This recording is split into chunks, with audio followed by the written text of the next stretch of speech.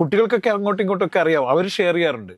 എനിക്ക് പീരീഡ്സ് ആണെന്നും എനിക്ക് തീരെ വയ്യ, ശാരീരികമായി വലിയ പ്രശ്നത്തിലാണ്, സഹിക്കാൻ പറ്റാത്ത തലവേദനയും മറ്റ് ശാരീരിക പ്രശ്നങ്ങളും എനിക്കുണ്ട് എന്നൊക്കെ പറഞ്ഞ് അങ്ങോട്ടും ഇങ്ങോട്ടൊക്കെ ഷെയർ ചെയ്യുന്ന ആളുകളാണ്. സ്കൂൾ വിദ്യാർത്ഥിനികൾക്കിടയിലാണ് ഈ വിഷയം ഏറ്റവും വലിയ അഡ്രസ്സ് ചെയ്യേണ്ടത്, അഡ്രസ്സ് ചെയ്യപ്പെട്ടിരിക്കുന്നു.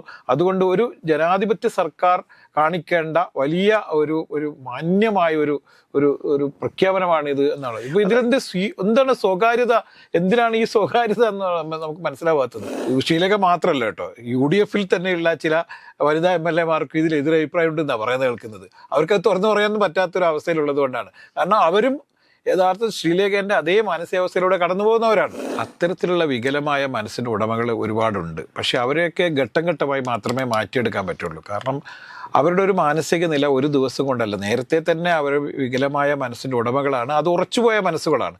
അവരെ മാറ്റിയെടുക്കുക എന്ന് പറയുന്നത് സമൂഹത്തിൻ്റെ ബാധ്യതയല്ല, കാരണം അവരെ തിരസ്കരിക്കുക എന്നുള്ളതാണ് സമൂഹത്തിൻ്റെ ബാധ്യത. അതുകൊണ്ട് ഇത്തരം കക്ഷികളെ ഇപ്പോൾ ശ്രീലേഖമാരെ യഥാർത്ഥത്തിൽ സമൂഹത്തിന് ആവശ്യമില്ല എന്നുള്ളതാണ്. നമസ്കാരം. രാജേട്ട, മുഖ്യമന്ത്രി VD സതീശൻ ഓരോ ദിവസവും പലതരത്തിലുള്ള വിസ്മയങ്ങൾ തീർക്കുന്നു എന്ന് തന്നെ പറയേണ്ടി വരും. ഇതിൽ ഏറ്റവും പ്രധാനപ്പെട്ട ഒരു കാര്യമാണ് ഈ ആർത്തവ അവധി, പെൺകുട്ടികൾക്കുള്ള ആർത്തവ അവധി. എനിക്ക് തോന്നുന്നു അദ്ദേഹത്തിനൊരു പെൺകുട്ടിയാണുള്ളത്. ആ മകളുടെ പല തരത്തിലുള്ള തീരുമാനങ്ങളും മുഖ്യമന്ത്രിയെ സ്വാധീനിച്ചിട്ടുണ്ട് എന്ന് വേണം നമ്മൾ മനസ്സിലാക്കാനായിട്ട്. ഇന്നിപ്പോൾ അദ്ദേഹത്തിന് 62 വയസ്സ് പൂർത്തിയാകുന്ന ദിവസം കൂടിയാണ്. അപ്പോൾ ഇവിടെ ഒരു കാര്യം വ്യക്തമാകുന്നത് എന്താണ് എന്ന് ചോദിച്ചു കഴിഞ്ഞാൽ, ഈ ആർത്തവാവധി ശരിക്കും പറഞ്ഞു കഴിഞ്ഞാൽ പെൺകുട്ടികളെ സംബന്ധിച്ച് വലിയൊരു അനുഗ്രഹമാണ്. വിഭിന്ന അഭിപ്രായങ്ങൾ ചില ഭാഗത്തു നിന്ന് ഉയരുന്നുണ്ട്. പക്ഷേ അവർക്ക് ഇപ്പോഴും പെൺകുട്ടികളും ആൺകുട്ടികളും തമ്മിലുള്ള ബന്ധത്തിൽ വന്നിട്ടുള്ള മാറ്റം ഉൾക്കൊള്ളാൻ വേണ്ടി സാധിക്കാത്തവരാണ്, അല്ലെങ്കിൽ പണ്ടേതോ യുഗത്തിൽ ഇപ്പോഴും ജീവിച്ചുകൊണ്ടിരിക്കുന്ന ആളുകളാണ് എന്ന് വേണം പറയാനായിട്ട്. കാരണം 3 ദിവസത്തെ ആർത്തവാവധി അവരുടെ പീരിയഡ് ടൈം ഐഡൻറ്റിഫൈ ചെയ്യാൻ വേണ്ടിയിട്ട് ആൺകുട്ടികൾക്ക് കാരണമാകും, അവരുടെ സ്വകാര്യത നഷ്ടപ്പെടും എന്നൊക്കെ മുൻ IPS ഓഫീസർ തന്നെ പരസ്യമായിട്ട് പറയുന്ന കാഴ്ച നമ്മൾ കണ്ടു. കാരണം അവർക്ക് ഈ കാലഘട്ടത്തിലെ കുട്ടികളെക്കുറിച്ച് ഒരു ചുക്കും അറിയത്തില്ല എന്ന് തന്നെ പറയേണ്ടി വരും. കാരണം സ്വന്തം ക്ലാസ്സിലെ പെൺകുട്ടിക്ക് പീരീഡ്സ് ആയി കഴിഞ്ഞാൽ പാഡ് വേണമെങ്കിൽ മേടിച്ചു കൊണ്ടേ കൊടുക്കാൻ തയ്യാറായിട്ട് നിൽക്കുന്ന ആൺകുട്ടികളുള്ള ഒരു സമൂഹത്തിലാണ് നമ്മൾ ജീവിക്കുന്നത്. എന്നാൽ ഇതിൽ നിന്ന് വ്യത്യസ്തരായിട്ടുള്ള ചില ആൺകുട്ടികളുമുണ്ട്. പക്ഷേ ആൺപെൺ സൗഹൃദം ഇന്ന് എന്ന് പറയുന്നത് ഒരു സെക്ഷുവലിനൊക്കെ അപ്പുറത്തേക്ക് വളരെ വലിയ അഗാധമായ ഒരു സൗഹൃദം, അതായത് നേരത്തെ ആൺകുട്ടികളും തമ്മിലുണ്ടായിരുന്ന സൗഹൃദം പോലെ, അല്ലെങ്കിൽ പെൺകുട്ടികളും തമ്മിലുണ്ടായിരുന്ന സൗഹൃദം പോലെ, അതിനുമൊക്കെ അപ്പുറത്തേക്ക് വളരെ വലിയ രീതിയിൽ വളർന്നിട്ടുണ്ട് എന്നുള്ളൊരു യാഥാർത്ഥ്യമാണ്. ഇപ്പോൾ ആൺപെൺ വ്യത്യാസം ഒക്കെ ഉണ്ടോ എന്ന് ചോദിച്ചു കഴിഞ്ഞാൽ ഇല്ല എന്ന് തന്നെ പറയേണ്ടി വരും. അതോടൊപ്പം തന്നെ ഇന്ദിരാ ഗ്യാരണ്ടിയിൽ വിദ്യാർത്ഥിനികൾക്ക് 1000 രൂപ സഹായമായിട്ട് നൽകുന്നത്, ഇതൊക്കെ ഒരു സ്ത്രീകളോടുള്ള, പെൺകുട്ടികളോടുള്ള മുഖ്യമന്ത്രിയുടെ ഒരു കരുതലായിട്ട് തന്നെ നമ്മൾ കാണേണ്ടി വരും. തീർച്ചയായും. കാരണം നേരത്തെ CB പറഞ്ഞ തന്നെയാണ്. കാരണം അദ്ദേഹം ഒരു പെൺകുട്ടിയുടെ അച്ഛനാണ്.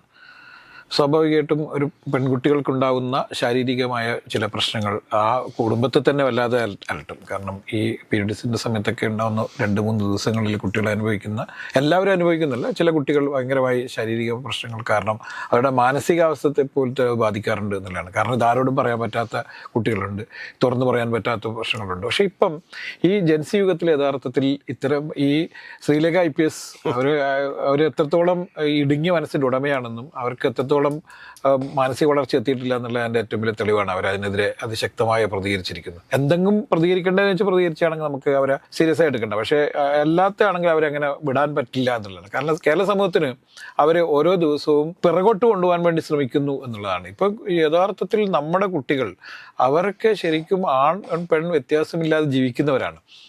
അത് പാടുണ്ടോ എന്ന് വെച്ചാൽ പാടുണ്ടെന്ന് തന്നെ ഞാൻ പറയാം. കാരണം ഞാനൊരു അച്ഛൻ എന്നുള്ള നിലയിൽ തീർച്ചയായും എൻ്റെ മകൻ അവൻ്റെ സൗഹൃദങ്ങൾ ഒരു പെണ്ണിനോടോ ആണിനോടോ ആവുന്നതൊന്നും തെറ്റായിട്ട് ഞാൻ കാണുന്നില്ല എന്നുള്ളതാണ്. അതൊക്കെ 50 വർഷം മുന്നേ അല്ലെങ്കിൽ 40 വർഷം മുന്നേയൊക്കെ നമ്മുടെയൊക്കെ ചെറുപ്പകാലത്ത് യഥാർത്ഥം ഇതൊക്കെ വലിയ പ്രശ്നമായിരുന്നു. ഒരു പെൺകുട്ടിയോട് സംസാരിച്ചതിൻ്റെ പേരിലൊക്കെ വലിയ രീതിയിൽ അവഹേളനമൊക്കെ സഹിക്കുന്നു. പക്ഷെ ഇന്നതല്ല അവസ്ഥ. ഇന്ന് ആൺപെൺ വ്യത്യാസമില്ലാതെ ജീവിക്കുന്നു. അപ്പം കുട്ടികൾക്കൊക്കെ അങ്ങോട്ടും ഇങ്ങോട്ടൊക്കെ അറിയാം, അവർ ഷെയർ ചെയ്യാറുണ്ട്.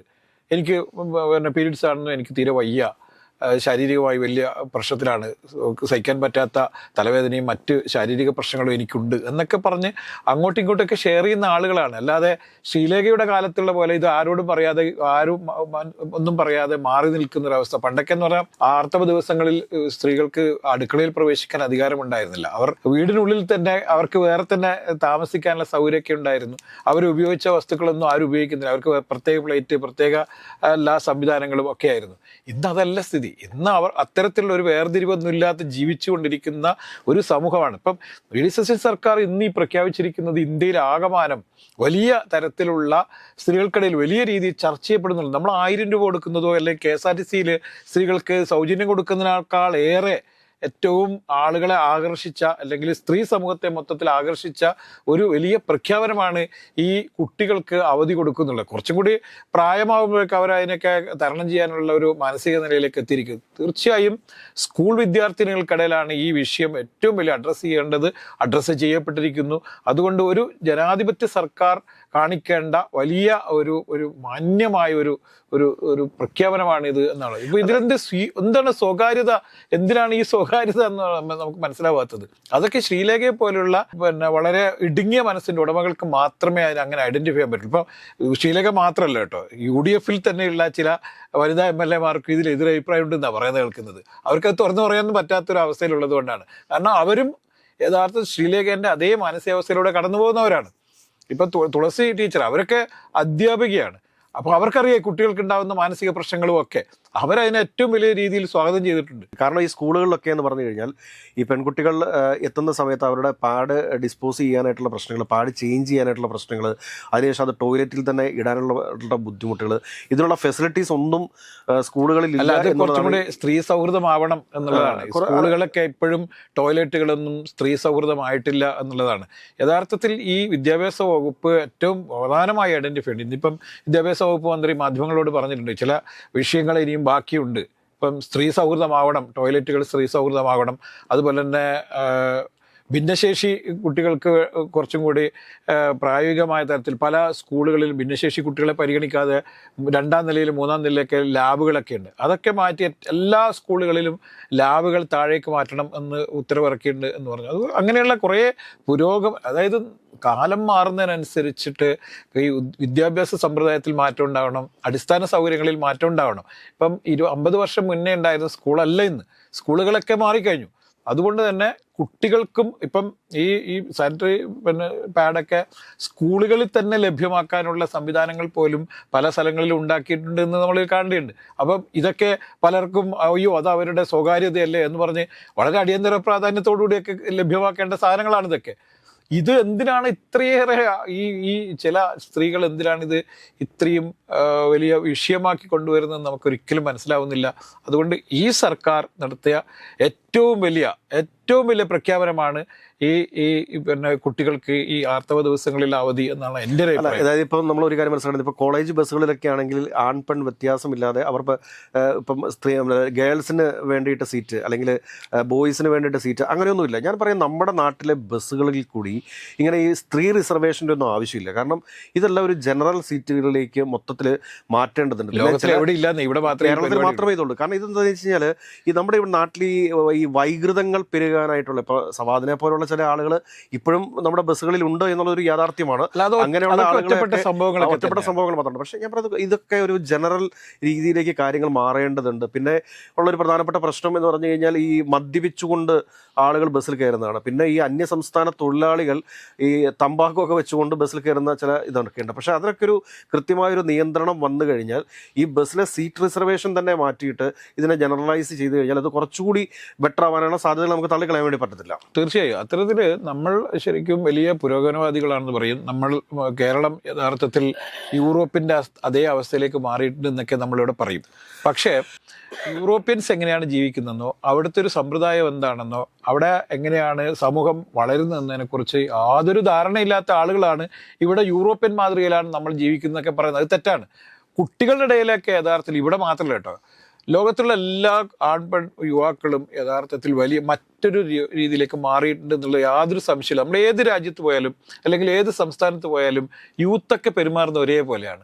അവർക്കിടയിൽ അങ്ങനത്തെ ഒന്ന് ജാതി മത വ്യത്യാസങ്ങൾ പൂർണ്ണമായി ഇല്ലാതായിട്ടുണ്ട്. തീർച്ചയായിട്ടും ജാതീയമായ ചിന്തകളിലൂടെ കടന്നു പോകുന്ന ആളുകളുടെ യൂത്തിന്റെ എണ്ണം വളരെ കുറഞ്ഞിട്ടുണ്ട്. പണ്ടൊക്കെ എന്ന് പറഞ്ഞാൽ സൗഹൃദങ്ങൾ ഉണ്ടാക്കുന്നവർ, എൻ്റെയൊക്കെ ഓർമ്മയിൽ കോളേജിൽ പഠിക്കുന്ന കുട്ടികൾ പോലും സൗഹൃദങ്ങൾ ഉണ്ടാക്കുന്നവരും ജാതീയമായിട്ടായിരുന്നു. പേരൊക്കെ ചോദിച്ചിട്ട് അവർക്ക് പറ്റുന്ന പേരാണെങ്കിലൊക്കെ എടുക്കുള്ളൂ, അല്ലെങ്കിൽ ആ സൗഹൃദ വലയത്തിലേക്കൊന്നും മറ്റുള്ളവരെ പ്രവേശിക്കില്ല. വേറൊരു കാര്യം കൂടെ ഉണ്ട്, ഈ ഡ്രസ്സുകളുടെ കംഫർട്ട് സോൺ എന്ന് പറഞ്ഞൊരു വലിയ കാര്യമുണ്ട്.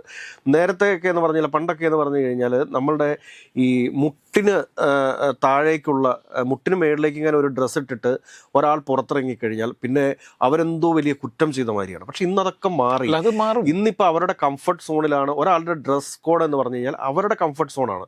ഇന്ന് വേണമെങ്കിൽ ഷോർട്സും ടീഷർട്ടും വിട്ടും പെൺകുട്ടികൾ റോഡിലൂടെ ഇറങ്ങി നടക്കുന്നുണ്ട്. അത് അവരുടെ കംഫർട്ട് സോണാണത്.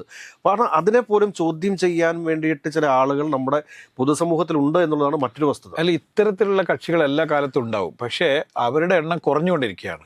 കാരണം സമൂഹത്തിൽ ഈ തരത്തിലുള്ള ജൻസി വിപ്ലവങ്ങൾ, നമ്മൾ സൈലൻ്റായിട്ട് ഇവിടെ ജൻസി വിപ്ലവങ്ങൾ നടന്നുകൊണ്ടിരിക്കുന്നത് നമുക്കറിയാത്തതുകൊണ്ടാണ്. ഇത്തരത്തിലുള്ള മാറ്റങ്ങൾ സമൂഹത്തിൽ ഉണ്ടായിക്കൊണ്ടേയിരിക്കുന്നുണ്ട്.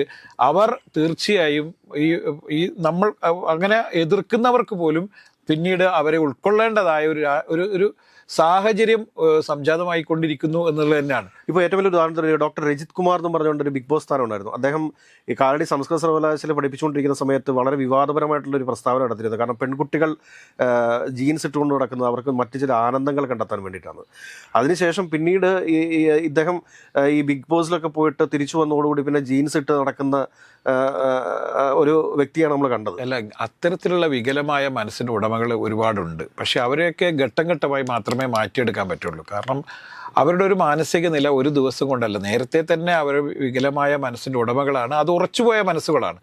അവരെ മാറ്റിയെടുക്കുക എന്ന് പറയുന്നത് സമൂഹത്തിൻ്റെ ബാധ്യതയല്ല. കാരണം അവരെ തിരസ്കരിക്കുക എന്നുള്ളതാണ് സമൂഹത്തിൻ്റെ ബാധ്യത. അതുകൊണ്ട് ഇത്തരം കക്ഷികളെ, ഇപ്പോൾ ശ്രീലേഖമാരെ യഥാർത്ഥത്തിൽ സമൂഹത്തിന് ആവശ്യമില്ല എന്നുള്ളതാണ്. ഒരു കാരണവശാലും ശ്രീലേഖ IPS പോലെയുള്ള സ്ത്രീകളെ ഒരിക്കലും മാതൃകയാക്കരുത്. അവരെ ഒന്നും ഒരിക്കലും സമൂഹത്തിൻ്റെ നേതൃത്വ നിരയിലേക്കൊന്നും വളർത്തിയെടുക്കരുത് എന്നുള്ളതാണ്. വട്ടിയൂർക്കാവിലെ ആളുകൾക്ക് ചില അബദ്ധങ്ങൾ സംഭവിച്ചിട്ടുണ്ട് എന്നുള്ളത് കൊണ്ട് അവർ കേരളത്തിലൊരു മാതൃകയേ അല്ല എന്നുള്ളതാണ്. അത്തരം ആളുകൾ നമ്മളൊരിക്കലും ഒരു രാഷ്ട്രീയ പാർട്ടിയുടെയും തലപ്പത്തേക്ക് വരാൻ പാടില്ല. അതുകൊണ്ട് ശശികല ടീച്ചറെ പോലെയുള്ള ആളുകൾ ഒരു രാഷ്ട്രീയ പാർട്ടിയുടെയും തലപ്പത്തേക്ക് വരാൻ പാടില്ല. പക്ഷേ ഈ വിഷയത്തിൽ ശശികല പോലും പ്രതികരിച്ചിട്ടില്ല കേട്ടോ. നാളെ പ്രതികരിക്കുമെന്നറിയില്ല. പക്ഷെ എങ്കിലും ശശികലയേക്കാളേറെ ഉള്ള വിഷമാണ് ഈ പറയുന്ന മുൻ IPSകാരിയായ ശ്രീലേഖ IPS എന്നുള്ള കാര്യത്തിൽ യാതൊരു സംശയമില്ല. അതുകൊണ്ട് കുട്ടികളെ, നിങ്ങൾ ധൈര്യത്തിൽ മുന്നോട്ട് പോകൂ. നിങ്ങളുടെ കൂടെ കേരള സമൂഹമുണ്ട്.